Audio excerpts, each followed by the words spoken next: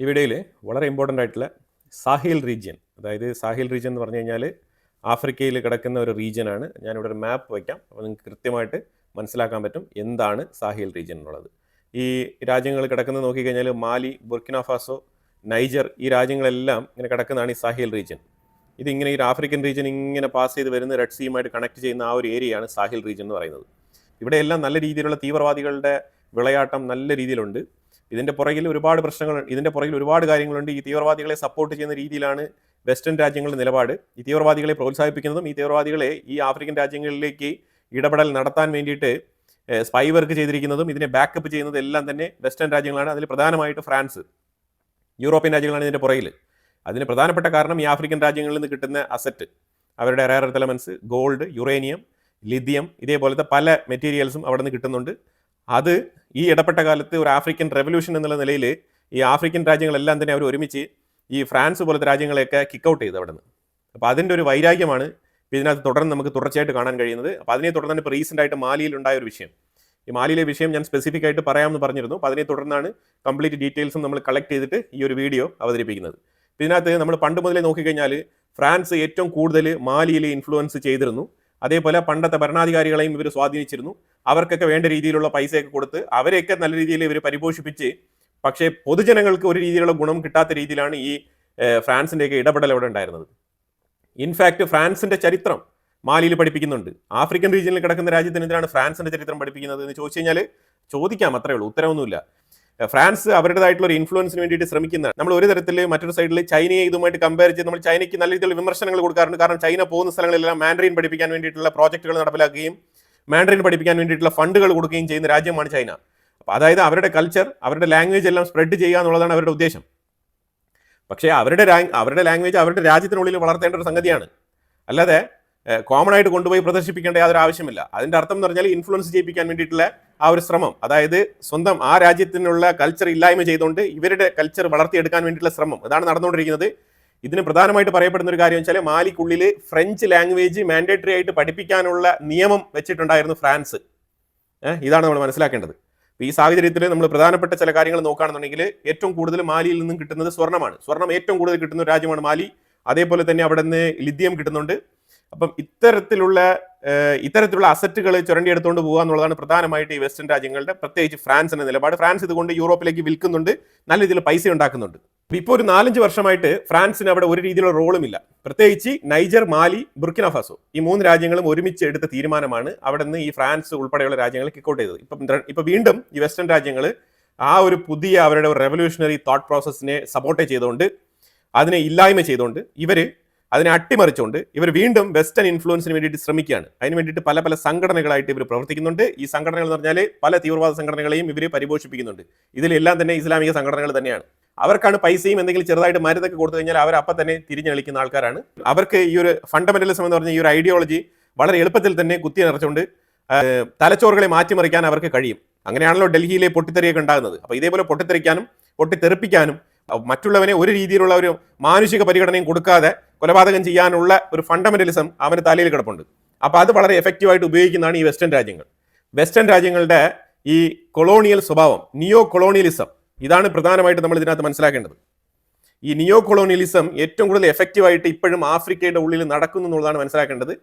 ഇപ്പോഴും ഗോൾഡിനും യുറേനിയത്തിനും ലിഥിയത്തിനും വേണ്ടിയിട്ട് മാലിയെ ടാർഗറ്റ് ചെയ്ത് കാര്യങ്ങൾ മുന്നോട്ട് നീങ്ങുകയാണ്. കാരണം ഈ മാലി എന്ന് പറയുന്നത് സാഹിൽ റീജിയനിൽ തുടക്കത്തിൽ തന്നെ കിടക്കുന്ന ഒരു രാജ്യമാണ്. ഈ മാലി വീണ് കഴിഞ്ഞാൽ ഇനി ഡയറക്റ്റ് ആയിട്ട് ബുർക്കിന ഫാസോ തീരും. ബുർക്കിന ഫാസോ തീർന്നു കഴിഞ്ഞാൽ പിന്നെ നൈജർ, അങ്ങനെ താഴോട്ട് ഇങ്ങനെ പിടിച്ച് കയറി പോകാൻ പറ്റും. ഇതാണ് പ്രധാനപ്പെട്ട വിഷയം. ഇതെല്ലാം തന്നെ അൽ ഖൈദയുമായിട്ട് ബന്ധപ്പെട്ട് കിടക്കുന്ന സംഘടനകളാണ്. ഇതാണ് ഈ ആഗോള തരത്തിലുള്ള ലിങ്ക് എന്ന് പറയുന്നത്. ഇതിനകത്ത് JNIM എന്ന് പറഞ്ഞാണ് ഈ ഒരു സംഘടന ഇവിടെ പ്രവർത്തിക്കുന്നത് മാലിയിൽ. ജമാഅത്ത് നാസർ അൽ ഇസ്ലാം വൽ മുസ്ലിമീൻ എന്നാണ് ഈ സംഘടനയുടെ പേര്. അതിനെയാണ് JNIM എന്ന് വിളിക്കുന്നത്. അതേപോലെ തന്നെ ഇസ്ലാമിക് മഗരബി എന്ന് പറഞ്ഞൊരു ഗ്രൂപ്പുണ്ട്. പിന്നെ ബമാക്കോ എന്ന് പറഞ്ഞിട്ട് ഒരു ഗ്രൂപ്പുണ്ട്. ഇവിടെ റഷ്യയുടെ റോള് വളരെ യുണീക്കാണ്. റഷ്യയുടെ റോള് വളരെ യുണീക്ക് എന്ന് പറയാനുള്ള കാരണം വെച്ചാൽ 4 വർഷങ്ങൾക്ക് മുമ്പ് ഈ ഫ്രാൻസ് ഉൾപ്പെടെയുള്ള രാജ്യങ്ങളെ അവിടെ നിന്ന് തുരത്തി ഓടിച്ചപ്പോൾ അവരുണ്ടാക്കുന്ന ഈ കലാപാന്തരീക്ഷം, അതുപോലെ അവർ കൊടുത്തിരുന്ന കുറേ സപ്ലൈ ഉണ്ടായിരുന്നു. ഓയിൽ സപ്ലൈ എന്ന് പറഞ്ഞാൽ വളരെ ബേസിക് നീഡാണ്. ഈ ഓയിൽ സപ്ലൈ വരെ തടസ്സപ്പെട്ടിരുന്ന സാഹചര്യമാണ്. സ്കൂളുകൾ പ്രവർത്തിക്കാൻ പറ്റുന്നില്ലായിരുന്നു. ആ രീതിയിൽ ഈ വെസ്റ്റേൺ രാജ്യങ്ങൾ അഥവാ ഫ്രാൻസ് ഇവരെ ഉപദ്രവിച്ചിട്ടാണ് അവിടെ നിന്ന് മടങ്ങിയത്. ഇതിന് പ്രധാനപ്പെട്ട കാരണമായി തീർന്നത് ഈ മാലി എന്ന് പറഞ്ഞ രാജ്യം എടുത്ത തീരുമാനമാണ്. അതായത് മൈനിങ് അവർ നാഷണലൈസ് ചെയ്തു എന്ന് പറഞ്ഞാൽ അവരുടെ രാജ്യത്തിന്റെ ഗവൺമെന്റിന്റെ ജോലിയായിട്ട് അതിനെ മാറ്റി, മൈനിങ്ങിനെ. അങ്ങനെ മാറ്റിയപ്പോഴാണ് ഫ്രാൻസ് പോലത്തെ ഒരുപാട് പ്രൈവറ്റ് കമ്പനികൾ, ആ പ്രൈവറ്റ് കമ്പനികളുടെ പേരുകളൊക്കെ ഇവിടെ പറയുന്നുണ്ട്. ഒരു കനേഡിയൻ കമ്പനി ആയിട്ടുള്ള ബാരിക് മൈനിങ്, ഈ ബാരിക് മൈനിങ് ഇപ്പം പാകിസ്ഥാനുമായിട്ട് ഒരു എഗ്രിമെന്റ് വെച്ചിട്ടുണ്ട്. ഈ ബാരിക് മൈനിങ് എന്ന് പറയുന്നത് ഈ കനേഡിയൻ കമ്പനിയാണ്. അപ്പോൾ നിങ്ങൾ നോക്കിക്കോളൂ, അതായത് ഫ്രാൻസ് ആണ് ഇതിനെ ലീഡ് ചെയ്തെങ്കിലും ഇതിനെ ഏറ്റവും കൂടുതൽ ചൂഷണം ചെയ്യുന്നത് ഈ വെസ്റ്റേൺ രാജ്യങ്ങളെല്ലാം കൂടി ചേർന്നിട്ടാണ്. അതിനകത്ത് ഫ്രാൻസ് ആയാലും ശരി തന്നെ, യൂറോപ്പ് ആയാലും ശരി തന്നെ, അമേരിക്ക ആയാലും ശരി തന്നെ, കാനഡ ആയാലും ശരി തന്നെ, എല്ലാവർക്കും ഈ താല്പര്യമാണ് ഇതിനകത്തുള്ളത്. പക്ഷേ എന്തുകൊണ്ട് ഇത്രമാത്രം റിച്ച് ആയിട്ടുള്ള അസറ്റ് കീപ്പ് ചെയ്യുന്ന ഈ രാജ്യങ്ങൾ ഇപ്പോഴും ദാരിദ്ര്യം കൊണ്ട് വലയുന്നത് എന്തുകൊണ്ടാണ്? ഇവന്മാരുടെ കൊള്ളയടിക്കുന്ന സ്വഭാവം കൊണ്ടാണ്. ഈ വെസ്റ്റേൺ രാജ്യങ്ങളുടെ കൊള്ളയടിക്കുന്ന സ്വഭാവം കൊണ്ടാണ് ഈ ദാരിദ്ര്യത്തിൽ കിടന്ന് ഇഴയുന്നത്. അല്ലെ, ഇവർ വിചാരിച്ചു കഴിഞ്ഞാൽ ഈ രാജ്യത്തിനെയൊക്കെ നല്ല രീതിയിൽ മുന്നോട്ട് കൊണ്ടുവരാൻ പറ്റത്തില്ല, എക്കണോമിക്കലി നല്ല രീതിയിലുള്ള പുരോഗതിയിലേക്ക് നയിക്കുകയും ആ ജനങ്ങളുടെ ജീവിത നിലവാരം ഉയർത്താനും കഴിയുന്നതാണ്. പക്ഷേ ഇവർ ചെയ്യാൻ തയ്യാറല്ല എന്നുള്ളതാണ്. അതുപോലെ ഹാർമോണി ഗോൾഡ്, അയാം ഗോൾഡ്, കോറ ഗോൾഡ്, റെസൊല്യൂട്ട് മൈനിങ്, ഇവരുടെ എല്ലാവരുടെയും ലൈസൻസ് റിവോക്ക് ചെയ്തു മാലി ഗവൺമെന്റ്. ഇത് റിവോക്ക് ചെയ്യാനുള്ള കാരണം എന്ന് പറഞ്ഞാൽ എന്താണ്? ഇതിനെ നാഷണലൈസ് ചെയ്യുക, അതായത് ഈ ജോലിയെല്ലാം തന്നെ ഗവൺമെന്റിന്റെ കീഴിൽ കൊണ്ടുവരിക എന്നുള്ള ഒരു പദ്ധതിയാണ് അവിടെ ആവിഷ്കരിച്ചത്. അതോടുകൂടിയാണ് ഏതാണ്ട് 2012 മുതലേ ഈ റൈവൽറി നടക്കുന്നുണ്ട്. പക്ഷേ 2023 വളരെ ശക്തമായ നിലപാടെടുത്ത് മാലി ഈ ഫ്രാൻസിന്റെ ഒരു സംവിധാനങ്ങളും വേണ്ട എന്നുള്ള തീരുമാനമാണ് എടുത്തത്. എല്ലാം ആയിക്കോട്ടെ, 70% ആ രാജ്യത്തു നിന്നുള്ള കംപ്ലീറ്റ് സാമഗ്രികളും യുവമാരും മോട്ടിച്ചുകൊണ്ട് പോകുകയാണെന്നുള്ളതാണ് യാഥാർത്ഥ്യം. പിന്നെ ഈ ആഫ്രിക്കയുമായിട്ട് ബന്ധപ്പെട്ട് കുറേ സംഘടനകളുണ്ട്. ഈ സംഘടനകളെല്ലാം തന്നെ നിയന്ത്രിക്കുന്നത് ഈ വെസ്റ്റേൺ രാജ്യങ്ങളാണ്. എക്കോവാസ് എന്ന് പറഞ്ഞൊരു സംഘടനയുണ്ട്. ഈ എക്കോവാസ് എന്ന് പറഞ്ഞ സംഘടന, അതുപോലെ തന്നെ WAEMU എന്ന് പറഞ്ഞൊരു സംഘടനയുണ്ട്. West African economic and monetary union എന്നാണ് അതിനെ വിളിക്കുന്നത്. ഇവരെല്ലാം തന്നെ വെസ്റ്റേൺ സപ്പോർട്ടോടുകൂടി അവർക്ക് വേണ്ടിയിട്ട് നിർമ്മിച്ച സംഘടനകളാണ് ഇതൊക്കെ. ഇവരെ കൊണ്ടൊന്നും ഈ മാലിയിലോ അല്ലെങ്കിൽ ആഫ്രിക്കയിൽ കിടക്കുന്ന രാജ്യങ്ങൾക്കോ ഒരു ഗുണവും ഉണ്ടാവാൻ പോകുന്നില്ല എന്നുള്ളത് പല വർഷങ്ങളായിട്ട് തെളിയിക്കപ്പെട്ട യാഥാർത്ഥ്യമാണ്. അതുകൊണ്ട് ഈ ആഫ്രിക്കൻ ജനങ്ങൾക്ക് ഇമാതിരിപ്പെട്ട സംഘടനകളോട് യാതൊരുവിധ വിധേയത്വവും ഇല്ലാതെ, ശരിക്കും ഒരു വിശ്വാസം തന്നെ ഇല്ലാത്ത അവസ്ഥയിൽ ഈ സംഘടനകളെ മാറ്റി നിർത്തേണ്ട ഒരു സാഹചര്യത്തിലേക്കാണ് ഇപ്പോൾ തള്ളപ്പെട്ടിരിക്കുന്നത്. പല മെമ്പർ മാലി എന്ന് പറഞ്ഞ രാജ്യം ഈ പറഞ്ഞ സംഘടനകളിൽ നിന്നൊക്കെ ഒരുപാട് തവണ പുറത്തു പോയി കഴിഞ്ഞു. പലതവണ മാലിക്കെതിരെ സാങ്ഷൻസ് വരെ കൊണ്ടുവന്നിട്ടുണ്ട്. പലതവണ ഈ ഫ്രാൻസിനെതിരെ നടപടിയെടുക്കുന്നതിനെ ചൊല്ലി ഈ ഫ്രാൻസിന്റെ ഇൻഡയറക്റ്റ് ഇൻഫ്ലുവൻസ് കൊണ്ട് ഈ സംഘടനകളിൽ നിന്നൊക്കെ, ഈ വ്യാപാര സംഘടനകൾ, ഈ എക്കണോമിക് സംഘടനകളിൽ നിന്നൊക്കെ ഉപരോധം നേരിടേണ്ടി വന്നിട്ടുണ്ട്. ഇതേ മാലിക്ക് UN-ലും സാങ്ഷൻസ് ഏർപ്പാടാക്കിയിട്ടുണ്ടായിരുന്നു. ഇതേ ഫ്രാൻസ് ഉൾപ്പെടെയുള്ള വെസ്റ്റേൺ രാജ്യങ്ങളുടെ അലയൻസ് എല്ലാം കൂടി ചേർന്ന് UN-ൽ പോയിട്ട് റെസൊല്യൂഷൻ, അതായത് നിങ്ങളൊന്ന് ആലോചിച്ച് നോക്കും, മറ്റൊരു രാജ്യം, കംപ്ലീറ്റ്ലി മറ്റൊരു രാജ്യം, ആ രാജ്യത്ത് പോയിട്ട് കൈ കടത്തുക, എൻ്റെ ലാംഗ്വേജ് നീ പഠിപ്പിക്കണം എന്ന് പറയുക, എൻ്റെ സ്കൂളിൽ ഫ്രഞ്ച് ലാംഗ്വേജ് മാൻഡേറ്ററി ആയിട്ട് ഏർപ്പാടാക്കുക, എന്നിട്ട് ഫ്രഞ്ച് ഹിസ്റ്ററി പഠിപ്പിക്കുക, ഇതെല്ലാം ചെയ്തിട്ട് എന്നിട്ട് അവിടുത്തെ സാധനങ്ങളൊക്കെ കൊള്ളയടിച്ചുകൊണ്ട് വരിക, എന്നിട്ട് ഇത് തരില്ല, ഞങ്ങൾക്ക് ഇനി പറ്റത്തില്ല, ഞങ്ങൾക്ക് മതിയായി, ഞങ്ങൾക്ക് ഞങ്ങളുടേതായിട്ടുള്ള കാര്യങ്ങൾ നോക്കണം, നിങ്ങളോട് വ്യാപാരം ചെയ്യുന്നത് കൊണ്ടും നിങ്ങളുടെ ടെക്നോളജി ഉപയോഗിച്ചുകൊണ്ട് നിങ്ങൾ ഇവിടെ മൈനിങ് നടത്തുന്നത് കൊണ്ടും ഞങ്ങളുടെ രാജ്യത്തിൽ ഞങ്ങളുടെ ജനങ്ങൾക്ക് ഒരു രീതിയിലുള്ള പുരോഗതിയും ഉണ്ടാകുന്നില്ല എന്ന് ഒരു സുപ്രഭാതത്തിൽ ആർക്കോ ഒരാൾക്ക് തലയ്ക്ക് വെളി വന്നിട്ട് ഈ ചോദ്യം തിരിച്ച് ചോദിക്കുമ്പോൾ ഇവർക്കെതിരെ ഉപരോധം. എന്ത് ഡീസൻ്റ് ആയിട്ടുള്ള പരിപാടിയാണ്! ഇതാണ് ഈ വെസ്റ്റേൺ രാജ്യങ്ങൾ. നമ്മൾ പലപ്പോഴും ഈ വെസ്റ്റേൺ രാജ്യങ്ങളെക്കുറിച്ച് സംസാരിക്കുമ്പോൾ എന്തുകൊണ്ടാണെന്ന് പറഞ്ഞാൽ ഇവരുടെ ചരിത്രം വെച്ചിട്ടാണ് നമ്മൾ സംസാരിക്കുന്നത്. ഇവരെ 1940s തൊട്ട് ഇവർ കാണിച്ചു കൂട്ടിയ കുറേ പേക്ക് കൂത്തുകളുണ്ട്. ആ കൂത്തുകളെ കുറിച്ചാണ് നമ്മളിവിടെ മനസ്സിലാക്കേണ്ടത്. നിങ്ങൾ കാണുന്ന ഈ ഒരു ആഫ്രിക്കൻ മാപ്പ്, ഈ മാപ്പ് ഇങ്ങനെ ഉണ്ടായതല്ല. ഈ എൻ്റയർ ആഫ്രിക്കൻ കോണ്ടിനെന്റ് ഒറ്റ രാജ്യമായിരുന്നു. ഇവന്മാരിത് ഇങ്ങനെ ബാഹിച്ചെടുത്തതാണ്. ഈ സെപ്പറേറ്റ് ആയിട്ട് ഈ പാർട്ടീഷൻ ചെയ്തിരിക്കുന്നില്ല. ഈ പാർട്ടീഷൻ ഓരോ വെസ്റ്റേൺ രാജ്യങ്ങളും, UK വേണ്ട ഭാഗങ്ങൾ, യൂറോപ്പിൽ പല രാജ്യങ്ങൾക്ക് വേണ്ട ഭാഗങ്ങൾ, അതുപോലെ തന്നെ വെസ്റ്റേൺ രാജ്യങ്ങൾക്ക് വേണ്ട രീതിയിലാണ് ഈ മാപ്പ് ഡിസൈൻ ചെയ്തിരിക്കുന്നത്. അങ്ങനെയാണ് ഈ രാജ്യം രൂപപ്പെടുന്നത്. ഇപ്പോൾ ഫോർ എക്സാമ്പിൾ ഇന്ത്യക്കുള്ളിൽ നിങ്ങൾ നോക്കൂ, രാജ്യം എങ്ങനെയാണ് അവിടെ രൂപപ്പെട്ടത്? ലിംഗ്വിസ്റ്റിക് ബേസിസിൽ, അതായത് ലാംഗ്വേജ് സംസാരിക്കുന്നതിന്റെ ബേസിസിലാണ് ഇന്ത്യക്കുള്ളിൽ ഓരോ സ്റ്റേറ്റും തിരിച്ചിരിക്കുന്നത്. പക്ഷേ ഇവിടെ അങ്ങനെയല്ല. ഇവിടെ കൊള്ളയടിക്കാൻ വേണ്ടിയിട്ട് യൂറോപ്യൻ രാജ്യങ്ങൾ, വെസ്റ്റേൺ രാജ്യങ്ങൾ, ഈ കൊളോണിയൽ മൈൻഡ് സെറ്റുള്ള രാജ്യങ്ങൾ കൊള്ളയടിക്കാൻ വേണ്ടിയിട്ട് ആഫ്രിക്കയുടെ മാപ്പ് എടുത്ത് വരച്ചതാണ് ഇവര്. ഈ ഭാഗത്ത് നിനക്ക് ഈ ഭാഗം നീ കൊള്ളയടിച്ചോ, ഈ ഭാഗം ഞാൻ കൊള്ളയടിച്ചോളാം എന്ന് പറഞ്ഞിട്ട് ഇട്ട വരകളാണ് ഈ രാജ്യങ്ങളായിട്ട് മാറിയിരിക്കുന്നത്. അപ്പൊ ഈ യാഥാർത്ഥ്യങ്ങളൊക്കെ നിലനിൽക്കുമ്പോഴാണ് നമ്മൾ വെസ്റ്റേൺ രാജ്യങ്ങൾ എന്നൊക്കെ പറയുമ്പോഴത്തേക്കും പലർക്കും ചിലപ്പോൾ ചില വിഷമങ്ങളൊക്കെ ഉണ്ടാവും. പക്ഷെ അങ്ങനെ വിഷമം ഉണ്ടായിട്ട് കാര്യമൊന്നുമില്ല. ഇപ്പോഴും ഇവർ ഈ കൊളോണിയൽ മൈൻഡ് സെറ്റിൽ തന്നെയാണ് പ്രവർത്തിക്കുന്നത്. ഇപ്പോഴും തീവ്രവാദികളെ വിട്ട് ഈ ആഫ്രിക്കൻ രാജ്യങ്ങളെ മുൾമുനയിൽ നിർത്താൻ വേണ്ടിയിട്ട് ശ്രമിക്കുന്ന വെസ്റ്റേൺ രാജ്യങ്ങൾ, ഈ ഫ്രാൻസ്, കാനഡ ഉൾപ്പെടെയുള്ള ഈ വെസ്റ്റേൺ രാജ്യങ്ങൾ ഉയർത്തുന്ന വാദം എന്താണെന്ന് പറഞ്ഞാൽ, മൈനിങ് കമ്പനികൾ പ്രൈവറ്റൈസേഷൻ ക്യാൻസൽ ചെയ്തുകൊണ്ട് ഗവൺമെന്റിലേക്ക് കൊടുത്തതോടുകൂടി ഓരോരുത്തർക്കും, ഓരോ കമ്പനിക്കും ഏതാണ്ട് $1 ബില്യൺ വർത്ത് വരുന്ന നഷ്ടം സംഭവിച്ചിട്ടുണ്ടെന്നാണ് ഇവർ പറയുന്നത്. നഷ്ടം സംഭവിച്ചാൽ എന്ത്? നിന്റെ രാജ്യമല്ലല്ലോ. നഷ്ടം സംഭവിച്ചാൽ സംഭവിച്ചു, നീ ഇത്രയും നാളെ ലാഭം എടുത്തില്ലേ, അതും കൊണ്ടങ്ങ് പോവുക. അതാണ് വേണ്ടത്. അതിന് പകരം അതിന് വേണ്ടിയിട്ട് മത്സരിച്ച് വീണ്ടും വൈരാഗ്യം വെച്ചുകൊണ്ട് ഈ തീവ്രവാദ സംഘടനകളെ, JNIM പോലത്തെ സംഘടനകളെ ഇൻഫ്ലുവൻസ് ചെയ്ത് മാലിക്കുള്ളിൽ വീണ്ടും കലാപം സൃഷ്ടിക്കാനുള്ള അന്തരീക്ഷമാണ് അവിടെ ഇപ്പം രൂപപ്പെടുത്തിക്കൊണ്ടിരിക്കുന്നത്. ഇത് വളരെ അഡ്വാൻസ്ഡ് ആയിട്ടാണ് ഞാൻ പറയുന്നത്. മാലി എന്തെങ്കിലും ഒരു ദിവസം വളരെ വൈകാതെ തന്നെ ഇതുമായിട്ട് ബന്ധപ്പെട്ട് ഒരു കലാപം പൊട്ടിപ്പുറപ്പെടാനുള്ള സാധ്യതയുണ്ട്. അന്ന് നിങ്ങൾ ഈ വാർത്ത ഓർത്താൽ മതി. എന്തുകൊണ്ടാണ് മാലി കത്തുന്നത് എന്ന് ഈ വാർത്ത കണ്ടവർക്ക് വളരെ വ്യക്തമായിട്ട് മനസ്സിലാക്കാൻ പറ്റും എന്തുകൊണ്ടാണ് മാലി കത്തുന്നത് എന്നുള്ളത്. അവിടുത്തെ ജനങ്ങൾക്ക് ബോധ്യം വന്നു, ഞങ്ങളുടെ സ്വത്തുക്കളൊക്കെ നിങ്ങൾ കൊള്ളയടിച്ചുകൊണ്ട് പോകണ്ട എന്ന് പറഞ്ഞിട്ട് ഈ കൊളോണിയൽ മൈൻഡ് സെറ്റ് ഉള്ള ഈ വെസ്റ്റേൺ രാജ്യങ്ങളെ തുരത്തുന്നതിന്റെ ഭാഗമായിട്ടാണ് ഈ അടി അവിടെ നടക്കുന്നത്. അപ്പോൾ ഇതിനകത്ത് മാലി ഗവൺമെന്റിനെ സപ്പോർട്ട് ചെയ്യുന്ന റഷ്യയാണ്. റഷ്യ അവർക്ക് ടാങ്ക് കണക്കിൽ എണ്ണ സപ്ലൈ ചെയ്യുന്നുണ്ട്. 2023 മുതൽ ഇതുവരെ 1,60,000 മുതൽ 2 ലക്ഷം മെട്രിക് ടൺ ഫ്യൂവൽ സപ്ലൈ ചെയ്തിട്ടുണ്ട് റഷ്യ. എവിടെ? ഈ മാലി എന്ന് പറഞ്ഞ രാജ്യത്തിന് വേണ്ടി മാത്രം. ഈ ഓയിൽ സപ്ലൈ അവിടെ കിട്ടിയത് കൊണ്ടാണ് ഈ ഫ്രാൻസിന്റെ ഇൻഫ്ലുവൻസ് കൊണ്ട് വെസ്റ്റേൺ സാങ്ഷൻസിൽ കടന്ന് ഇഴയുന്ന മാലിക്ക് വളരെ ആശ്വാസകരമായത്. അതായത് നിങ്ങളൊന്ന് ആലോചിച്ചോണം, ഒരു രാജ്യത്തിന്റെ ഉള്ളിൽ എണ്ണയില്ല, ഫ്യൂവൽ ഇല്ല എന്നുണ്ടെങ്കിൽ എന്താണ് സംഭവിക്കുക? ആ രാജ്യത്തിന്റെ കംപ്ലീറ്റ് മൊബിലിറ്റി സ്റ്റോപ്പ് ആവും, ഒരു രീതിയിലുള്ള വ്യാപാരവും നടക്കാൻ പോകുന്നില്ല. അതുപോലെ തന്നെ സ്കൂളുകളെല്ലാം ഷട്ട് ഡൗൺ ചെയ്ത് വെച്ചിരുന്നു. ആ സ്കൂളുകളൊക്കെ റീഓപ്പൺ ചെയ്ത് വിതിൻ 1 മന്തിൽ തന്നെ ആ സ്കൂൾ റീഓപ്പൺ ചെയ്ത് വീണ്ടും പ്രവർത്തന സജ്ജമായിട്ട് മാലി ഉണർന്ന് പ്രവർത്തിക്കാൻ സഹായകരമായത് റഷ്യയുടെ ഈ കൃത്യമായിട്ടുള്ള ടൈമിൽ ഇടപെടലാണ്. ഇല്ലാന്നുണ്ടെങ്കിൽ എന്താണ് സംഭവിക്കുക? വീണ്ടും ഇതേപോലെ ഈ കൊളോണിയൽ മൈൻഡ് സെറ്റ് ഉള്ള ഈ പിശാചുകൾ വന്നിട്ട് അവിടെ കയറി വീണ്ടും ഈ മാലിയെ നശിപ്പിക്കുമായിരുന്നു. മാലിയുടെ നേച്ചർ എന്താണോ അതിനനുസരിച്ചുള്ള കാര്യങ്ങളാണ് മുന്നോട്ട് പോകേണ്ടത്. ഒരു രാജ്യം ബേസിക്കലി അവർക്ക് ഒരു നേച്ചർ ഉണ്ട്. ആ നേച്ചർ അനുസരിച്ച് അവരുടെ പാരമ്പര്യത്തിലുള്ള കാര്യങ്ങളൊക്കെ മനസ്സിലാക്കിക്കൊണ്ട്, അവരുടെ ചരിത്രം മനസ്സിലാക്കിക്കൊണ്ട്, അവരുടെ ലാംഗ്വേജ് പഠിപ്പിച്ചുകൊണ്ട് പിന്നെ ഗ്ലോബൽ കമ്മ്യൂണിക്കേഷൻ നടത്താൻ വേണ്ടിയിട്ട് മറ്റൊരു ലാംഗ്വേജ് അവർക്ക് ആഡ് ഓൺ ചെയ്യാം. ഇന്റർനാഷണലി ഇന്ന് ഇംഗ്ലീഷാണ് അവിടെ പഠിപ്പിക്കുന്നത്. അപ്പോൾ ആ രീതിയിലുള്ള ഇംഗ്ലീഷും പഠിച്ചുകൊണ്ട് മുന്നോട്ട് പോകാൻ പറ്റും. ഒരു കാര്യം മാത്രം മനസ്സിലാക്കിയാൽ മതി, ലൈബീരിയയുടെ പ്രസിഡന്റ് അമേരിക്ക സന്ദർശിച്ചപ്പോഴത്തേക്കും ട്രംപ് ചോദിച്ചതാണ് ഗുഡ് ഇംഗ്ലീഷ്, നീ എവിടെ നിന്നാണ് ഇംഗ്ലീഷ് പഠിച്ചതെന്ന്. മനസ്സിലായി? അപ്പോൾ ഇതാണ് ഈ വെസ്റ്റേൺ മൈൻഡ് സെറ്റ്. ആ മൈൻഡ് സെറ്റ് മാറണം എന്നുണ്ടെങ്കിൽ ഇങ്ങനെ ഈ വെസ്റ്റേൺ രാജ്യങ്ങളെല്ലാം ഈ ആഫ്രിക്കയുടെ ഉള്ളിൽ നിന്ന് തുരത്തണം. ആ തുരത്തൽ പരിപാടിയാണ് ഈ ബുർക്കിനോ ഫാസോ, മാലി, നൈജർ പോലത്തെ രാജ്യങ്ങളൊക്കെ മുൻകൈ എടുത്ത് നടത്തിക്കൊണ്ടിരിക്കുന്നത്. പ്രത്യേകിച്ച് സാഹിൽ റീജിയനിൽ വലിയൊരു സ്റ്റോപ്പിംഗ് പോയിന്റ് ആണ് ശരിക്കും ഈ 3 രാജ്യങ്ങൾ. ഈ 3 രാജ്യങ്ങളാണ് സാഹിൽ റീജിയനിൽ കിടക്കുന്ന തീവ്രവാദത്തിനെ ചെറുക്കുന്നത് എന്ന് മനസ്സിലാക്കാൻ പറ്റുന്നത്. അപ്പം മാലി ഞാൻ വെയിറ്റ് ചെയ്ത് തന്നെയാണ് ഇരിക്കുന്നത്. കാരണം ഈ വെസ്റ്റേൺ രാജ്യങ്ങൾ ഇങ്ങനെ വെറുതെ വിടത്തില്ല. തീർച്ചയായിട്ടും അവിടെ ഒരു കലാപം വൈകാതെ തന്നെ പൊട്ടിപ്പുറപ്പെടും. ഇടയ്ക്കിടയ്ക്കൊക്കെ 1-2 കലാപങ്ങളൊക്കെ ഉണ്ടാകുന്നുണ്ട്, തീവ്രവാദ ആക്രമണങ്ങൾ. ഇപ്പം കഴിഞ്ഞ ആഴ്ച വരെ മാലിയുടെ ബോർഡറൊക്കെ ക്ലോസ് ചെയ്തിരുന്നു. മാലിയിൽ നിന്നും എല്ലാ ആൾക്കാരെയും പുറത്തു വരാൻ വേണ്ടിയിട്ട് പല രാജ്യങ്ങളും അവിടുത്തെ എംബസി വരെ ക്ലോസ് ചെയ്തിരുന്നു. ഈ രീതിയിലുള്ള പ്രവൃത്തികളൊക്കെ അവിടെ നടക്കും. ഇതൊക്കെ വെസ്റ്റേൺ നാടകമാണ്. വെസ്റ്റേൺ നാടകം എന്ന് പറഞ്ഞാൽ മാലിയിൽ ഒരു അൺസർട്ടനിറ്റി ക്രിയേറ്റ് ചെയ്യുക എന്നുള്ളതാണ് ഇവരുടെ ഉദ്ദേശം. അല്ലാതെ മാലിക്കുള്ളിൽ ഇപ്പം നിലവിൽ പ്രശ്നമൊന്നുമില്ല.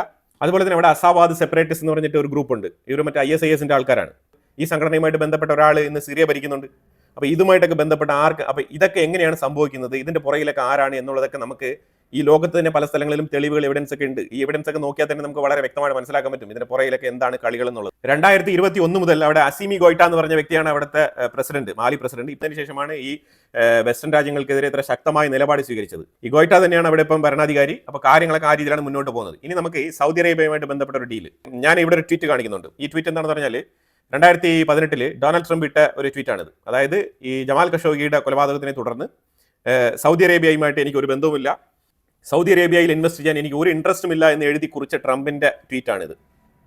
ഇത് സ്വാഭാവികമായിട്ട് ആരും അങ്ങനെ പൊക്കിയെടുത്തുകൊണ്ട് വരത്തില്ല, പക്ഷെ നമ്മളിത് പൊക്കിയെടുത്തുകൊണ്ട് വരും. കാരണം എന്താ വെച്ചാൽ മനുഷ്യന്മാരുടെ നിലപാടിൽ ഉണ്ടാകുന്ന മാറ്റം, ആ മാറ്റത്തിന്റെ ഉത്തമ ഉദാഹരണമാണ് ട്രംപ്. ഇന്നലെ വൈറ്റ് ഹൗസിൽ നല്ല രീതിയിലുള്ള പെടപ്പാണ് കാണിച്ചത്. ആ പെടപ്പ് എന്തിനാണെന്ന് പറഞ്ഞാൽ ഡോളറെ രക്ഷിക്കാനുള്ള തത്രപ്പാടാണ്. കാരണം സൗദി അറേബ്യയ്ക്ക് ഇത്രമാത്രം സ്വീകാര്യത കൊടുക്കാനുള്ള പ്രധാനപ്പെട്ട കാരണങ്ങളിൽ ഒന്ന്, വെസ്റ്റേൺ രാജ്യങ്ങൾ ശരിക്കും ഏഷ്യൻ രാജ്യങ്ങളെ കണ്ട് പേടിക്കുന്നതിന്റെ ആ പേടി സ്വപ്നമായിട്ടാണ് നമുക്ക് ഇതിനെ നോക്കിക്കാണാൻ കഴിയുന്നത്. കാരണം ആ രീതിയിലാണ് കാര്യങ്ങളുടെ കിടപ്പ്. കാരണം ചൈന ഏറ്റവും കൂടുതൽ ഇൻഫ്ലുവൻസ് സൗദി അറേബ്യയിലാണ് ചെലുത്തുന്നത്.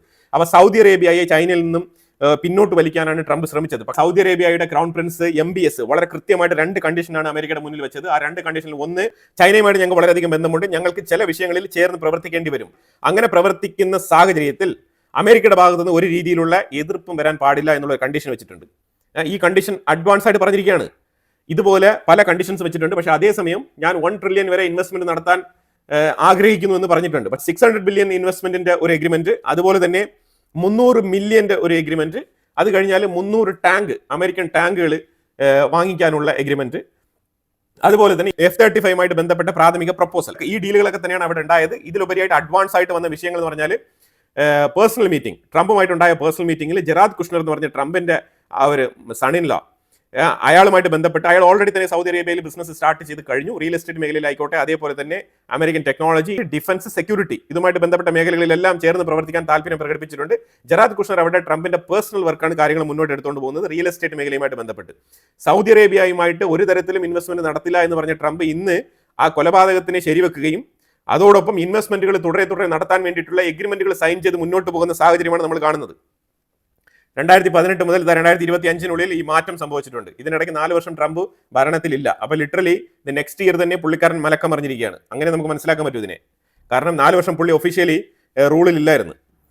അപ്പോൾ ഇതിനകത്ത് ഇൻഡയറക്റ്റ് ആയിട്ട് അവർ സംസാരിച്ച കാര്യങ്ങൾ എന്ന് പറഞ്ഞാൽ നമുക്ക് എല്ലാവർക്കും അറിയാം ക്ലൈമറ്റ് ചേഞ്ചുമായിട്ട് ബന്ധപ്പെട്ട് കാർബൺ എമിഷനുമായിട്ട് ബന്ധപ്പെട്ട് വളരെയധികം കൺസേൺ യൂറോപ്യൻ രാജ്യങ്ങൾ ഉൾപ്പെടെയുള്ള പല രാജ്യങ്ങളും ഇതിലോട്ട് തന്നെയാണ്. അതായത് കാർബൺ എമിഷൻ കുറയ്ക്കുക എന്നുള്ളൊരു എയിമോട് കൂടി തന്നെയാണ് മുന്നോട്ട് പോകുന്നത്. നമ്മൾ ഇന്ത്യ ഉൾപ്പെടെ ആ കാര്യത്തിൽ വളരെയധികം കമ്മിറ്റഡ് ആണ്. അപ്പോൾ ആ സാഹചര്യത്തിൽ നമ്മൾ കോപ്പുമായിട്ട് ബന്ധപ്പെട്ട പല മീറ്റിങ്ങുകളും ഇന്ത്യ ശക്തമായി തന്നെ ഇടപെട്ടിട്ടുണ്ട്, പങ്കെടുത്തിട്ടുണ്ട്, അതിന് നമ്മൾ ഫണ്ടും ചെയ്യുന്നുണ്ട്. അപ്പോൾ ആ രീതിയിൽ കാര്യങ്ങൾ മുന്നോട്ട് പോകുമ്പോഴത്തേക്കും നമ്മളെല്ലാവരും കൂടി ഗ്രീൻ എനർജി എന്നൊക്കെ പറഞ്ഞുകൊണ്ട് നമ്മൾ മാറുന്നത് എന്തുകൊണ്ടാണ്, മാറി ചിന്തിക്കുന്നത് എന്തുകൊണ്ടാണ്, നമ്മൾ ഈ ഫോസിൽ ഫ്യൂൽ ഒഴിവാക്കണം എന്നൊക്കെ പറഞ്ഞുകൊണ്ടിരിക്കുന്ന കാലഘട്ടത്താണ് ട്രംപ് വന്നിട്ട് വീണ്ടും സൗദി അറേബ്യയെ പ്രോത്സാഹിപ്പിച്ചുകൊണ്ടിരിക്കുകയാണ് ഫോസിൽ ഫ്യൂലിന് വേണ്ടിയിട്ട്. കാരണം എന്താണ്, ഡോളറിന്റെ ശക്തി നിലനിൽക്കണം എന്നുണ്ടെങ്കിൽ വീണ്ടും സൗദി അറേബ്യ ഈ എണ്ണ കച്ചവടം തുടരുകയും ശക്തമായി തുടരുകയും അതും ഡോളറിൽ തന്നെ ട്രാൻസാക്ഷൻസ് നടത്തുകയും വേണം. അതിന് ഒത്താശ ചെയ്ത് കൊടുക്കുക എന്നുള്ളതാണ് ട്രംപ് ചെയ്തുകൊണ്ടിരിക്കുന്നത്. ഈ കാർബൺ എമിഷനുമായിട്ട് ബന്ധപ്പെട്ട് ഏറ്റവും കൂടുതൽ കൺസേൺ രേഖപ്പെടുത്തിയതും ഈ അമേരിക്ക പോലത്തെ രാജ്യങ്ങളാണ്. അവർ ത്രൂ വെസ്റ്റേൺ രാജ്യങ്ങൾ, അങ്ങനെ പല രാജ്യങ്ങളുണ്ട്. പല വെഹിക്കിളുകളിലും ഈ കാർബൺ പുക പരിശോധന എന്ന് പറഞ്ഞിട്ടൊരു സാധനമുണ്ട്. ഈ ഒരു സാധനത്തിന്റെ ടെക്നോളജി യൂറോപ്പിലാണ് ഉള്ളത്, ജർമ്മനിയിലാണ് പ്രത്യേകിച്ച് ആ ടെക്നോളജി ഉള്ളത്. ഈ പുക പരിശോധന ടെക്നോളജി, പുക പരിശോധന വെച്ചാൽ കാറിന്റെ ഉള്ളിൽ ഘടിപ്പിക്കുന്ന ഒരു സാധനം, ഈ കാർബൺ ഫിൽട്ടർ ചെയ്തിട്ട് മാക്സിമം കാർബൺ കണ്ടന്റ് അത്രമാത്രം ക്ലീൻ ആയിട്ട് ഫിൽട്രേഷൻ വരുത്തിക്കൊണ്ട് വാഹനത്തിന്റെ പുക വെളിയിലോട്ട് എമിറ്റ് ചെയ്യാൻ വേണ്ടിയിട്ടുള്ള ഒരു ടെക്നോളജി. ആ ടെക്നോളജിയുടെ സാധനം വളരെ എക്സ്പെൻസീവ് ആണ്. ആ സാധനം ഇപ്പോഴും ജർമ്മനിയാണ് അതിന്റെ പാറ്റന്റ് റൈറ്റ്സ്. അതാണ് നമ്മൾ മനസ്സിലാക്കേണ്ടത്. അപ്പോൾ ഇവർ ഈ കാർബൺ എമിഷൻ എന്നൊക്കെ പറയുമ്പോഴത്തേക്കും ഇലക്ട്രോണിക് വാഹനങ്ങളിലേക്ക് നമ്മൾ മാറുന്നു പറയുമ്പോഴത്തേക്കും ഈ കാർബൺ എമിഷൻ ഇല്ലാതാവുകയാണ്. അതിലൂടെ ജർമ്മനിക്ക് ആയിക്കോട്ടെ, ഈ പാറ്റന്റ് റൈറ്റ്സ് വെച്ചുകൊണ്ടിരിക്കുന്ന ജർമ്മനിക്ക് പിന്നെ ഈ വണ്ടികൾക്ക് വേണ്ടിയിട്ടുള്ള ഈ ഒരു സ്പെയർ പാർട്സ് ആരാണ് വാങ്ങിക്കാൻ പോകുന്നത്? അപ്പോൾ ഇതിന്റെ പുറകിലൊക്കെ ബിസിനസ് താല്പര്യങ്ങളാണ്. അതുപോലെ ഇലക്ട്രോണിക്കിലേക്കും അതേപോലെ ഗ്രീൻ എനർജി റെവല്യൂഷനിലേക്ക് എല്ലാവരും ഇലക്ട്രോണിക് കാറുകളൊക്കെ ആക്കി കഴിഞ്ഞാൽ പിന്നെ ഈ ഫോസിൽ ഫ്യൂവലിന് എന്താണ് ഡിമാൻഡ്? പിന്നെ ആരാണ് ഇത്രമാത്രം കറൻസി ചേർത്ത് വെച്ചോണ്ട്, ഡോളർ ഫോറിൻ കറൻസിയൊക്കെ ചേർത്ത് വെച്ചോണ്ട് പോയി ആരാണ് എണ്ണ വാങ്ങിക്കാൻ പോകുന്നത്? അപ്പോൾ ഇതിനൊക്കെ ഒരു അന്ത്യം വരും. പക്ഷെ അതിനൊരു ടൈം ഉണ്ട്. പക്ഷെ ആ ടൈമിനുള്ളിൽ മാക്സിമം ഡോളറിനെ ശക്തിപ്പെടുത്താമെന്നുള്ള നിലയിലാണ് കാര്യങ്ങൾ മുന്നോട്ട് നീക്കുന്നത്. അതിലിപ്പം സൗദി അറേബ്യയുടെ പ്രോജക്റ്റുകളുണ്ടല്ലോ, നിയോം പ്രോജക്റ്റ്, ദ ലൈൻ എന്ന് പറഞ്ഞുള്ള പ്രോജക്റ്റ്, അതുപോലെ വിഷൻ 2030 എന്ന് പറഞ്ഞ പ്രോജക്റ്റ്. ഈ പ്രോജക്റ്റുകളിലെല്ലാം അമേരിക്കയുടെ ഇൻവോൾവ്മെന്റ് ഏറ്റവും കൂടുതൽ വേണമെന്ന് ആഗ്രഹിക്കുന്നുണ്ട്. പക്ഷേ അതിൽ കൂടുതൽ ചൈനയാണ് അവിടെ ഇൻഫ്ലുവൻസ് കാണിച്ചിരിക്കുന്നത്. ഇതെല്ലാം തന്നെ അമേരിക്കയെ പേടിപ്പിക്കുന്നുണ്ട്, ഒരു ഭീതിയിൽ ആഴ്ചുന്നുണ്ട്. കാരണം വേറെ ഒന്നുമില്ല, UAE പോലത്തെ രാജ്യങ്ങളെല്ലാം തന്നെ ശരിക്കും ബ്രിക്സുമായിട്ടും ഏഷ്യൻ രാജ്യങ്ങളുമായിട്ട് ചേർന്ന് പ്രവർത്തിക്കാൻ ആഗ്രഹിക്കുന്നുണ്ട് എന്നുള്ളതാണ് വസ്തുത. അവർ ഓൾറെഡി തന്നെ ബ്രിക്സുമായിട്ട് സഹകരിച്ച് മുന്നോട്ട് പോകുന്നുണ്ട്. അതായത് ഈ ബ്രിക്സിനായിക്കോട്ടെ, അതേപോലെ SCO സബ്മിറ്റ് ആയിക്കോട്ടെ, ഇതേപോലെ പല സംഘടനകൾക്കും, ഏഷ്യൻ സൈഡിലുള്ള പല സംഘടനകൾക്കും, ഗ്ലോബൽ സൗത്ത് ഉൾപ്പെടെയുള്ള രാജ്യങ്ങൾക്ക് വളരെ വ്യക്തമാണ് ഈ അമേരിക്കയിൽ ഡൊണാൾഡ് ട്രംപ് ഉള്ള ഒരു 4 വർഷം മാത്രമാണ് ഈ ഒരു പോളിസി മുന്നോട്ട് പോവുക. അത് കഴിഞ്ഞാൽ ഈ പോളിസി മാറും. അപ്പോൾ അത് മാറുമ്പോഴത്തേക്കും തീർച്ചയായിട്ടും വീണ്ടും ഈ ഒരു ഏഷ്യൻ സൈഡിലുള്ള ഈ സംഘടനകളൊക്കെ വീണ്ടും അതിശക്തമായി തന്നെ മുന്നോട്ട് വരും. പഴയതിലധികം ഊർജ്ജത്തോടു കൂടി അവർ പ്രവർത്തിക്കും. ആ സമയത്ത് UAE ഉൾപ്പെടെയുള്ള രാജ്യങ്ങളെല്ലാം ഈ സൈഡിലുണ്ട്. ഇന്നലെ മിനിഞ്ഞാന്ന് തന്നെ നിങ്ങൾ നോക്കിക്കോണം, SU-57 എന്ന് പറഞ്ഞ ആ ഒരു ഫൈറ്റർ ജെറ്റ് ദുബായ് എയർ ഷോയിൽ കിടിലം പെർഫോമൻസ് ആണ് കാഴ്ചവെച്ചത്. ആ പെർഫോമൻസ് കഴിഞ്ഞ പാട് അബുദാബിയിലെ കിങ് അൽ നഹിയാൻ പുള്ളിക്കാരൻ വന്നിട്ട് ഈ SU-57 തലങ്ങും വിലങ്ങും നോട്ടമിടുന്ന രംഗമാണ് വൈറലായിട്ട് സോഷ്യൽ മീഡിയയിൽ കറങ്ങി നടന്നത്. അപ്പോൾ ആ രീതിയിൽ രാജ്യങ്ങളൊക്കെ തിരിച്ചറിവോടുകൂടി അവർക്ക് വേണ്ട കാര്യങ്ങൾ തീരുമാനിക്കേണ്ട ഒരു കപ്പാസിറ്റിയിൽ അവർ മുന്നോട്ട് പോവാണ്. ആ ഒരു സാഹചര്യം ട്രംപിനെ വല്ലാത്ത രീതിയിൽ അസ്വസ്ഥനാക്കുന്നുണ്ട്. ട്രംപിന്റെ കൺസേൺ എന്ന് പറഞ്ഞാൽ പേഴ്സണൽ ബിസിനസ് ഒരു സൈഡിൽ കൊണ്ടുപോകണം, അതേസമയം അതും ഈ 4 വർഷം ഇൻഫ്ലുവൻസ് ഉള്ള ഒരു ടൈമിൽ തന്നെ അയാളുടെ ബിസിനസ് ലോകമെമ്പാടും സ്പ്രെഡ് ചെയ്ത് കൊണ്ടുപോകണം എന്നുള്ള താല്പര്യം ഒരു സൈഡിൽ നിൽക്കുമ്പോഴും ഈ 4 വർഷത്തിനുള്ളിൽ ഈ ഡോളർ ഒരു രീതിയിലും താഴോട്ട് പോകാൻ പാടില്ല എന്നുള്ള ഒരു തരത്തിലും ഇടിവ് നേരിടാൻ പാടില്ല എന്നും കൂടി ട്രംപ് വിചാരിക്കുന്നുണ്ട്. അതുകൊണ്ടാണ് സൗദി അറേബ്യയുമായിട്ട് ഈ രീതിയിലുള്ള ഒരു അലയൻസ് ക്രിയേറ്റ് ചെയ്ത് മുന്നോട്ട് പോകുന്നത്. ഇന്ത്യയുമായിട്ടും ട്രേഡുമായിട്ട് ബന്ധപ്പെട്ട് ഞങ്ങൾ കുറച്ചുകൂടെ ഫ്ലെക്സിബിലിറ്റി ഒക്കെ ആവാം എന്ന് പറഞ്ഞിട്ടുള്ള തീരുമാനങ്ങളൊക്കെ എടുക്കുന്നതും ഇതേ നിലപാട് തന്നെയാണ്. കാരണം വേറെ ഒന്നും കൊണ്ടല്ല, ഡോളറിനെ എങ്ങനെയെങ്കിലും രക്ഷപ്പെടുത്തണം. ഇതാണ് പുള്ളിക്കാരന്റെ ആ ഒരു അവസ്ഥ. പലരും കോൺസ്പിറസി തിയറി ഒക്കെ പറയുന്നുണ്ട്, അമേരിക്ക അവർക്ക് സ്വയമേ തന്നെ അവരൊരു പക്ഷേ ഡീഡോളറൈസേഷൻ ആഗ്രഹിക്കുന്നുണ്ട് ഈ കടം വീട്ടാൻ വേണ്ടി എന്നൊക്കെ പല റിപ്പോർട്ടുകളും പല റിസർച്ച് വർക്കുകളൊക്കെ പുറത്തു വന്നിട്ടുണ്ട്. പക്ഷേ അത് ജസ്റ്റ് ഹൈപ്പോത്തസിസ് മാത്രമാണ്. കാരണം വേറെ ഒന്നുമില്ല, ഫാക്ട് അതല്ല, അത്രേ ഉള്ളൂ. ഫാക്ട് വേറെ ഒന്നുമില്ല. ഫാക്ട് അമേരിക്ക ഡോളറിനെ ശക്തിപ്പെടുത്തി മുന്നോട്ട് പോകാൻ തന്നെയാണ് തീരുമാനിച്ചിരിക്കുന്നത്. പിന്നെ അവർക്ക് ഈ ഒരു കടം അവരിത് വീട്ടാൻ വേണ്ടിയല്ല ഈ കടം വെച്ചിരിക്കുന്നത്. അവരൊരിക്കലും വീട്ടാൻ പോകുന്നില്ല കടം. ഇതിങ്ങനെ തന്നെ ഇങ്ങനെ റൊട്ടേറ്റ് ചെയ്ത് പോകും, അത്രേ ഉള്ളൂ. അമേരിക്ക ഒരു ഗ്ലോബൽ പവറായിട്ട് ഒരു സൂപ്പർ പോലീസായിട്ട് നിലനിൽക്കുന്നിടത്തോളം കാലം ആരും അമേരിക്കയുടെ അടുത്ത് വന്നിട്ട് ഞങ്ങളുടെ കടം തിരികെ തരുമെന്ന് ചോദിക്കാനൊന്നും പോകുന്നില്ല. അപ്പോൾ ആ ഉറപ്പ് അവർക്കുണ്ട്. അപ്പോൾ അതുകൊണ്ട് നമ്മൾ എന്നും സൂപ്പർ പവറായിട്ട് തന്നെ നിലനിൽക്കുക എന്നുള്ളതാണ് അവരുടെ ശ്രമം. അതിനു വേണ്ടിയിട്ടാണ് അവർ ഓരോ ദിവസം വർക്ക് ചെയ്യുന്നത്. അപ്പം ഇതിനകത്ത് സൗദി അറേബ്യയ്ക്ക് വേണ്ട കാര്യങ്ങൾ എന്ന് പറഞ്ഞാൽ അവർ വളരെ വ്യക്തമായിട്ട് ഇതിനകത്ത് പറയുന്നുണ്ട്. സൗദി അറേബ്യയ്ക്ക് വേണ്ട കാര്യങ്ങൾ എന്ന് പറഞ്ഞാൽ Saudi vision 2030, NEOM project, the line project, അതുപോലെ തന്നെ technology security guarantee, tourism network, medical innovation, AI and defence system. ഇതെല്ലാം തന്നെ അമേരിക്ക സൗദി അറേബ്യയ്ക്ക് പ്രൊവൈഡ് ചെയ്യണം. ഇത് നമ്പർ 1. അമേരിക്കയ്ക്ക് വേണ്ട കാര്യം എന്ന് പറഞ്ഞാൽ strait of Hormuz, Red Sea, ഇതേപോലത്തെ ട്രാൻസ്പോർട്ട് റൂട്ടുകളിൽ ഒരു ഡോമിനൻസ് വേണമെന്നുണ്ടെങ്കിൽ അവർ മിഡിൽ ഈസ്റ്റുമായിട്ട് അവരുടെ ബന്ധം ശക്തിപ്പെടുത്തണം. കാരണം ഒരുമാതിരിപ്പെട്ട മിഡിൽ ഈസ്റ്റ് രാജ്യങ്ങളെല്ലാം തന്നെ അമേരിക്കയുടെ ബേസ് ഉണ്ട്. സൗദി അറേബ്യ ഒരു ഡിസിഷൻ എടുത്തു കഴിഞ്ഞാൽ അമേരിക്കയുമായിട്ട് നമ്മൾ ഇനി കൂടുതൽ അലയൻസ് വെക്കുന്നില്ല എന്ന് പറഞ്ഞു കഴിഞ്ഞാൽ ഈ മിലിറ്ററി ബേസുകളെല്ലാം തന്നെ വെക്കേറ്റ് ചെയ്യാനുള്ള സാധ്യതയുണ്ട്. അൺലെസ് ഖത്തർ, ബാക്കി എല്ലാവരും തന്നെ സൗദി അറേബ്യ പറഞ്ഞാൽ കേൾക്കും. അതുപോലെ തന്നെ ജോർദാൻ ഇസ്രായേൽ എനർജി ലിങ്ക്, അതും പുതിയൊരു പ്രോജക്റ്റ്. ലാബിയത്താൻ എന്ന് പറഞ്ഞിട്ട് ഏറ്റവും വലിയൊരു എണ്ണപ്പാടം കണ്ടെത്തിയിട്ടുണ്ട് ഇസ്രായേൽ.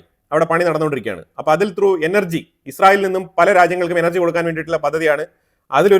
അതിലൊരു കണ്ണി ചേർക്കലാണ് ശരിക്കും ഈ ജോർദാൻ ഇസ്രായേൽ എനർജി ലിങ്ക് എന്ന് പറഞ്ഞിട്ടുള്ള ആ ഒരു പ്രോജക്റ്റ്. അതുപോലെ ഹൂത്തികളുമായിട്ട് ബന്ധപ്പെട്ട വിഷയം, ഇറാനുമായിട്ട് ബന്ധപ്പെട്ട വിഷയം, അതേപോലെ കുറെ മിലീഷ്യ ഗ്രൂപ്പുകൾ ഉണ്ടല്ലോ, ഈ ഗ്രൂപ്പുകളുമായിട്ടൊക്കെ ബന്ധപ്പെട്ട വിഷയങ്ങൾ, പ്രത്യേകിച്ച് സുന്നി രാജ്യങ്ങൾ കൺട്രോൾ ചെയ്യുന്ന മിലീഷ്യ ഗ്രൂപ്പുകളുമായിട്ട് ബന്ധപ്പെട്ട വിഷയങ്ങളെ കുറിച്ചൊക്കെ അമേരിക്ക കൺസേൺ രേഖപ്പെടുത്തിയിട്ടുണ്ട്, ചർച്ചയും നടത്തിയിട്ടുണ്ട്. ഇത് വിൻ വിൻ സിറ്റുവേഷൻ ഡീൽസ് എന്നാണ് രണ്ട് രാജ്യങ്ങളും ഇതിനെ വിശേഷിപ്പിച്ചിരിക്കുന്നത്. ഇപ്പൊ ഞാൻ പറഞ്ഞ കാര്യങ്ങളൊക്കെ ഉണ്ടെങ്കിലും ഇതിനകത്ത് മെയിൻ ആയിട്ട് ഇമീഡിയറ്റ് ആയിട്ട് ചെയ്യാൻ പോകുന്ന കുറച്ച് കാര്യങ്ങൾ ബേസിക് ആയിട്ട് ഒരു ഫസ്റ്റ് ലൈൻ ചാർട്ടിൽ ഉൾപ്പെടുത്തിക്കൊണ്ട് ഇത് കോൺഗ്രസിൽ സബ്മിറ്റ് ചെയ്യും. യുഎസിന്റെ കോൺഗ്രസിൽ സബ്മിറ്റ് ചെയ്യുന്ന സമയത്ത് ഇത് പോയിന്റ് ബൈ പോയിന്റ് ആയിട്ട് അവിടെ കീറി മുറിച്ച് ഇഴകീരി പരിശോധിക്കും. അവിടെ ഡിസ്കഷൻസ് വരും. അപ്പോൾ അന്ന് നമുക്ക് കുറച്ചുകൂടെ വ്യക്തമായിട്ട് ഇതിന്റെ ബേസിക് ആയിട്ടുള്ള ഐഡിയ എന്താണ് പുറകിലുള്ളത് എന്നുള്ളതിനെ കുറിച്ചുള്ള വിശദ വിവരങ്ങൾ നമുക്ക് കിട്ടും. അന്നും നമ്മൾ തീർച്ചയായിട്ടും അതിനെക്കുറിച്ച് അപ്ഡേറ്റ്സ് ഞാൻ തരുന്നതായിരിക്കും. അപ്പോൾ തൽക്കാലം ഞാൻ ഈ വീഡിയോ ഇവിടെ അവസാനിപ്പിക്കുകയാണ്. ഇതിനെക്കുറിച്ചുള്ള അഭിപ്രായങ്ങൾ കമന്റ് ബോക്സിൽ രേഖപ്പെടുത്തുക. പ്രത്യേകിച്ച് ഞാൻ ഫ്രാൻസുമായിട്ട് ബന്ധപ്പെട്ട ഈ സാഹിൽ റീജിയനിലുള്ള ഈ വെസ്റ്റേൺ രാജ്യങ്ങളുടെ കൊളോണിയലിസം, ആ ഒരു ഇടപാട്, അതിനെക്കുറിച്ച് പറയാനാണ് ഈ വീഡിയോ ചെയ്തത്. അപ്പോൾ ഇതിനെക്കുറിച്ചുള്ള അഭിപ്രായങ്ങൾ കമന്റ് ബോക്സിൽ രേഖപ്പെടുത്തുക. കൂടുതൽ വാർത്തകളുമായിട്ട് അടുത്ത വീഡിയോയിൽ വരാം. Thank you so much.